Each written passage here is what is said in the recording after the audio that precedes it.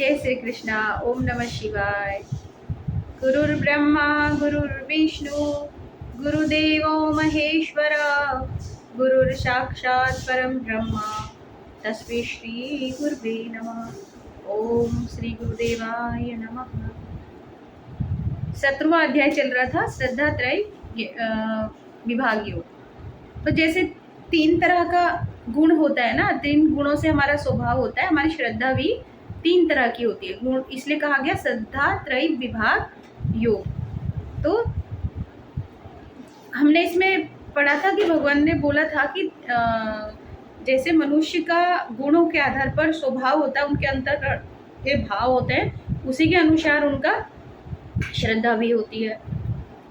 तो इनमें से अभी हमने जैसे भगवान ने कहा कि 3 तरह का यज्ञ भी होता है, 3 तरह का तप होता है, 3 तरह का दान भी होता है, अलग अलग गुणों के व्यक्ति का। तामसिक व्यक्ति का कैसा श्रद्धा होगी, तप कैसा होता है, सात्विक का तप कैसा होता है, राजसिक का तप कैसा होता है, उन तीनों का यज्ञ कैसा होता है, खाना पीना कैसा होता है, ये सब के बारे में हम खाने पीने के बारे में हम पढ़ चुके हैं पहले। और अब हमको है कि यज्ञ, तो सात्विक का यज्ञ अभी हमने इससे पहले वाले में वीडियो में पढ़ा था कि जो बिना इच्छा के हो, बिना कामना के, सिर्फ अपने कर्तव्य के लिए जो यज्ञ करता है वो सात्विक यज्ञ कहलाता है। अभिसंधायतु फलम दंभार्थमपि चैव यथा इज्जते भरत श्रेष्ठतम यज्ञम वृद्धि राजसम। परंतु हे अर्जुन, केवल जो दंभाचरण के लिए, दिखावे के लिए और फल की इच्छा के लिए जो यज्ञ किया जाता है, उस यज्ञ को राजसिक यज्ञ कहा जाता है। राजसिक यज्ञ यानी जो व्यक्ति अपना कर्तव्य समझकर कि यज्ञ करना मेरा कर्तव्य है और बिना कामना बिना इच्छा के जो यज्ञ करता है वो सात्विक यज्ञ है। और दंभाचरण के लिए और सिर्फ कामनाओं के लिए जो यज्ञ करता है वो जो है राजसिक यज्ञ है। और विधिहीनम सृष्टान्न मंत्रहीनम दक्षिणम श्रद्धा विरहितम यज्ञम तामसम परिचक्षते। जो शास्त्र विधि से हीन हो, अन्नदान से रहित हो, जिसमें दान का कोई किया नहीं गया हो, बिना मंत्रों के, बिना दक्षिणा के और बिना श्रद्धा के जो यज्ञ करा जाता है उसको तामसिक यज्ञ कहा जाता है। तो ये 3 तरह के यज्ञ हो गए, राजसिक यज्ञ, सात्विक यज्ञ और तामसिक यज्ञ। तो जब हम दंभाचरण के लिए यज्ञ करते हैं, कामनाओं के लिए यज्ञ करते हैं, वो राजसिक यज्ञ होता है। और जब हम बिना कामना के और अपना कर्तव्य समझ कर जब करते हैं तो वो होता है सात्विक यज्ञ। और जब बिना मंत्र के, बिना शास्त्रों का अनुसरण किए, बिना मंत्रों के, बिना दक्षिणा के, बिना अन्नदान के, बिना जो यज्ञ किया जाता है वो तामसिक यज्ञ कहलाता है। अभी इसके बाद तप आएगा। 3 तरह का तप भी होता है। जैसे 3 तरह का यज्ञ हो गया ना, ऐसे ही 3 तरह का तप भी होता है। तो 3 तरह का कौन कौन सा तप होता है? जो हम तप माने तपस्या, हम 3 तरह से तप करते हैं, तपस्या करते हैं। कैसे? शारीरिक तप, वाणी का तप और मानसिक तप, ये 3 तरह का तप होता है। और एक तप तो 3 तरह का तप तो हुआ ही, और ये 3 तरह का तप भी राजसिक, सात्विक और तामसिक होता है। इसके बाद में फिर इसका वर्णन करेंगे। तो पहला इसमें आता है शारीरिक तप। अभी हम शारीरिक तप के बारे में पढ़ेंगे। देव द्विज गुरु प्राज्ञ पूजनम शौचमार्जवम ब्रह्मचर्य महिंसा चो शारीरम तप उच्यते। शारीरिक तप कौन सा होता है? योग करते, ध्यान करते, प्राणायाम करते, तो तप है ही, तपस्या करते ना, साधना ही करते। तप माने साधना ही हुआ। तो यानी जो मनुष्य देवताओं का, ब्राह्मण का, गुरु जनों का और ज्ञानी जनों का पूजन करता है, सम्मान करता है, सरलता, पवित्रता, ब्रह्मचर्य का पालन करना, अहिंसा का पालन करना जो व्यक्ति ये करता है तो उसे कहते हैं शारीरिक तप। अनुद्वेगकरम वाक्यम सत्य प्रेहितम च यथा स्वाध्यायाभ्यसनम चैव वाङ्मयम तप उच्यते। वाङ्मय माने वाणी का, यानी जो उद्वेग ना करने वाला हो, खुद को भी क्रोध ना दिलाए और दूसरों को भी क्रोध ना दिलाए, खुद के हित के लिए भी हो और दूसरों के हित के लिए भी हो, प्रिय हो, जो इसको बोलने में हमें भी अच्छा लगे और सामने वाले को भी अच्छा लगे। परमेश्वर के नाम का जप करना, शास्त्रों का अध्ययन वाणी से उच्चारण करना, मंत्रों का उच्चारण करना, भगवान के नाम का उच्चारण करना, ये वाणी का तप है। मन प्रसाद सौम्यत्वम मौनम आत्मा विनिग्रह भाव संशुद्धि तत्तपो मानस समुच्यते। यानी मन की प्रसन्नता, शांत भाव, भगवत चिंतन करने का स्वभाव हो, भगवान के नाम में उसको बहुत प्रसन्नता होती है, उनके चिंतन करने में आनंदित हो, जो मन का निग्रह करना, मन को एकत्रित करना, वो बाहर बाहर बाहर बाहर बाहर बाहर भागता रहता है, उसको शांत करना, एकाग्र करना, अंतकरण के भाव को शुद्ध रखना, पवित्र रखना, ये जो हो गया वो हमारा मानसिक तप हो गया। अब ये 3 तरह का जो भी तप होता है वो राजसिक का अलग होता है, तामसिक का अलग होता है और सात्विक का तप अलग होता है। अब श्रद्धया परया तप्त तपस त्रिविधम नरे अफलाकांक्षीर्भियुक्ते सात्विकम परिचक्षते। फल को न चाहने वाले योगी पुरुषों द्वारा, है ना, तो शारीरिक तप करता है, गुरुजनों की सेवा करता है, देवताओं की सेवा करता है, लेकिन फल की कोई इच्छा नहीं है, वाणी से किसी को अच्छा बोलता है, उसका स्वभाव है, वो किसी स्वार्थ के लिए नहीं बोलता। बहुत सारे लोग, हम लोग क्या करते हैं, बहुत सारे दुनिया में होता है ना, किसी से कोई स्वार्थ होगा तो उससे बड़ा मीठा मीठा मीठा मीठा मीठा बोल के अपना काम निकलवा लेंगे। ये नहीं होता, उसके अंदर कोई इस तरह का छल कपट नहीं होता, सात्विक होता है ना। मन में किसी के लिए बुराई नहीं रखता है, कोई उसको इससे कोई इच्छा नहीं, फल की इच्छा नहीं रखता, अपेक्षाएं नहीं रखता किसी से।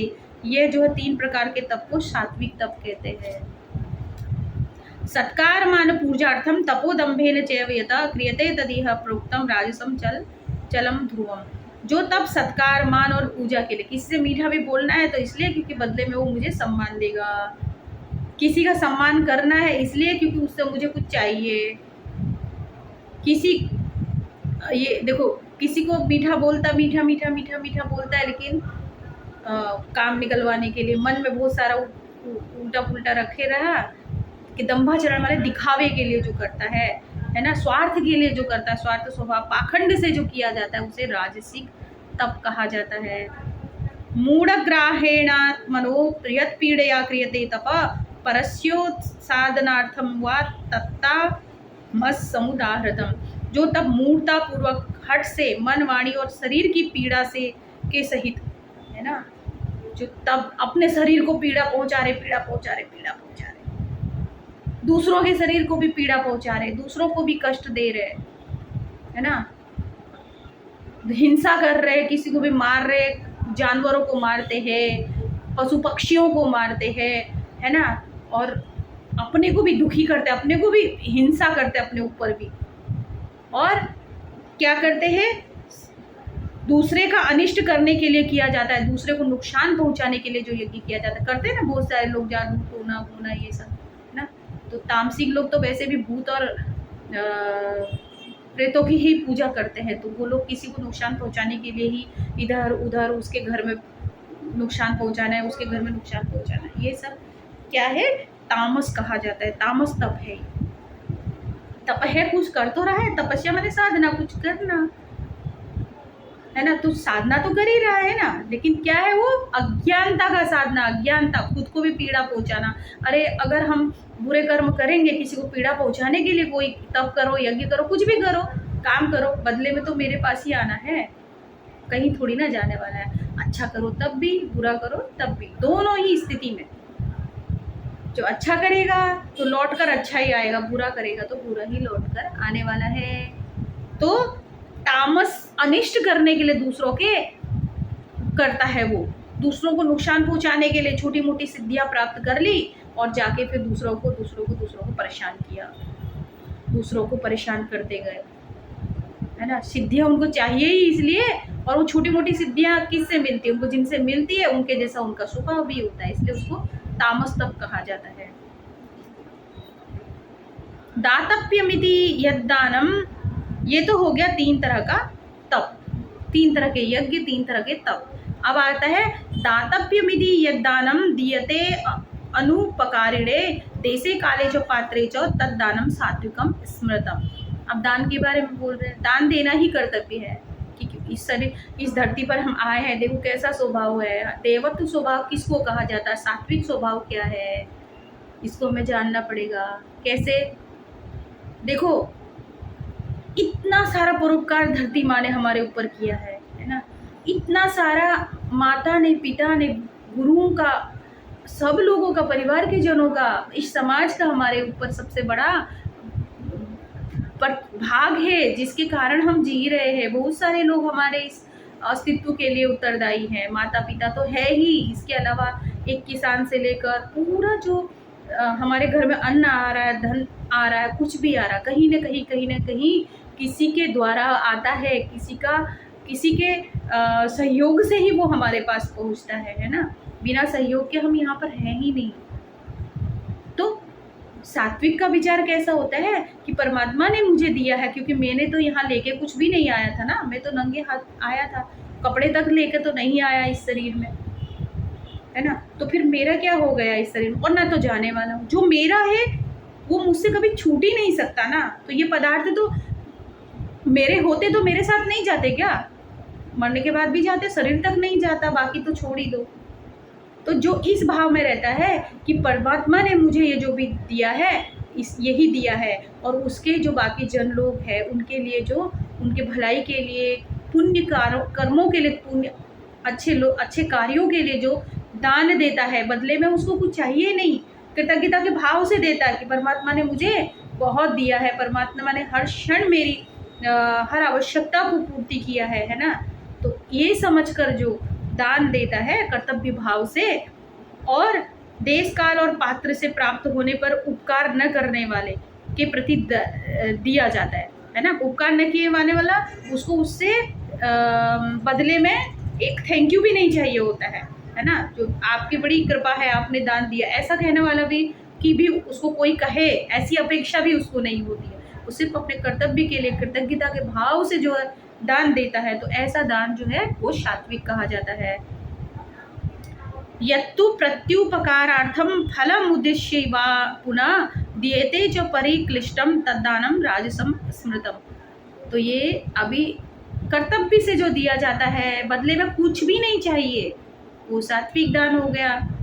किंतु जो दान क्लेश पूर्वक तथा प्रत्युपकार के प्रयोजन से, प्रत्युपकार माने उसके द्वारा मुझे मेरा उपकार माना जाए, क्योंकि मैंने उसको दान दिया, है ना। अहंकार है इसके अंदर कि मैंने उसको दान दिया, बदले में उसको मेरा उपकार मानना चाहिए। क्लेश पूर्वक है ना। और फल की दृष्टि है ना, कि उसको अगर मैंने दिया है तो उससे मुझे भी मिलना चाहिए, ऐसा फिर दिया जाता है। वो दान राजस कहा जाता है, राजस दान कहा जाता है, उसको राजस दान कहते हैं। अदेश काले यद्दानम पात्रेभ्यश्च दीयते असत्कृतम वज्ञातम तत्ताम समुदाहृतम। यानी जो दान बिना सत्कार के, है ना, बिना सत्कार के, कोई सम्मान का भाव नहीं है, अथवा तिरस्कार पूर्वक अयोग्य देश काल में और कुपात्र के प्रति दिया जाता है ना। अयोग्य देश काल में मतलब नहीं, जहाँ नहीं देना चाहिए, है ना, जो योग्य नहीं है दान के लिए, ऐसे कुपात्र को जो दान दिया जाता है ना, वो दान के योग्य नहीं है और फिर भी उसको दान दिया जा रहा है। वो उस दान का क्या कर रहा है, दारू पी रहा, शराब पी रहा, मीट मांस खा रहा, इधर उधर क्या कर रहा है क्या पता। तो ऐसा अयोग्य को दान नहीं देना चाहिए। तो ऐसा दान जब दिया जाता है तो उसको तामस दान कहा जाता है, तिरस्कार से देंगे, है ना। कोई मांगने के लिए आया तो बड़ा घमंड के साथ उसको दिया जाता है ना, उसका क्या बोलते हैं, उसको तिरस्कार करके उसको दिया जाता है। और कुपात्र के प्रति जो दिया जाता है उसको तामस दान कहा जाता है। ये हो गए 3 तरह के दान। ओम तत् सदिति निर्देशो ब्रह्मणस्त्रिविध स्मृता ब्रह्मणास्तेन वेदाश्च यज्ञाश्च विहिता पुरा। ओम तत् सत, ऐसे यह 3 प्रकार का सच्चिदानंद ब्रह्म का नाम है, ये परमात्मा का नाम है। ओम तत् सत, तू ही सत्य है। एक ओमकार सत्य नाम बोलते ना बाह्य गुरु, कौन बोलते? सिख में धर्म में बोला गया है, एक ओमकार सत्य नाम श्री बाह्य गुरु, ओम तत् सत, यही इसका अर्थ है। ऐसे यह 3 प्रकार का सच्चिदानंद घन भगवान का नाम कहा जाता है। उसी से सृष्टि के आदिकाल में ब्राह्मण और वेद का तथा यज्ञादि रचे गए, है ना। ब्राह्मण की रचना हुई, वेद की रचना हुई, और यज्ञ आदि जो निकले वो कहाँ से निकले? ओमकार से ही निकले हैं। ओम ही सत्य है, ओमकार से ही हमारा जन्म हुआ है, और ओमकार में ही हमारा विलय हो जाएगा। हम वही है ना, हम वही है। कौन? ओमकार। उस ओमकार ही हमारा सच्चा स्वरूप है। तो हमारी आत्मा का जो स्वरूप है वो ओमकार ही है। तो भगवान कहते हैं उसी से यज्ञ निकले हैं। बात भी सही है ना, एक ओम शब्द से सारे शब्द निकले हैं, सारे अक्षरों का निर्माण हुआ है। 2 अक्षरों वाला, 3 अक्षरों वाला, 4 अक्षरों वाला, ऐसे बन बन के बच्चे भी पढ़ते हैं ना, 1 अक्षर 2 अक्षर मिलाए तो कैसे कैसे भाषा बनती जाती है ना। ऐसे ही इस ओमकार से न जाने कितने वेदों की रचना हो गई, यज्ञों की रचना हो गई, मंत्रों की रचना हो गई, और ब्राह्मणों की रचना हुई, वेद की भी रचना हुई, और पूरे संसार की रचना हो गई इसी एक ओमकार से। तस्मादो मित्युदाहृत्य यज्ञ दान तप क्रिया प्रवर्तन्ते विधानोक्ता सत्यम ब्राह्मणवादिनाम। यानी इसलिए वेद मंत्रों का उच्चारण करने वाले श्रेष्ठ पुरुषों की शास्त्र विधि से नियत यज्ञ दान और तत्रूप क्रियाएं सदा ओम इस परमात्मा के नाम को उच्चारण करके ही आरंभ होती है। हर मंत्र में देखो ना, कोई भी मंत्र ऐसा नहीं है जिसमें ओमकार ना हो। अगर ओमकार के रहित कोई मंत्र होता है ना तो वो फिर शुद्ध मंत्र होता ही नहीं है बिना ओम के, क्योंकि वही सत्य है ना, उसी से सब प्रकट हुआ है, वही सत्य है। तो वेद मंत्रों का उच्चारण करने के लिए शास्त्र विधि से नियत यज्ञ दान और तप, ये जो क्रियाएं हैं वो ओम के ही नाम के उच्चारण से ही आरंभ होती है, इसीलिए होती है।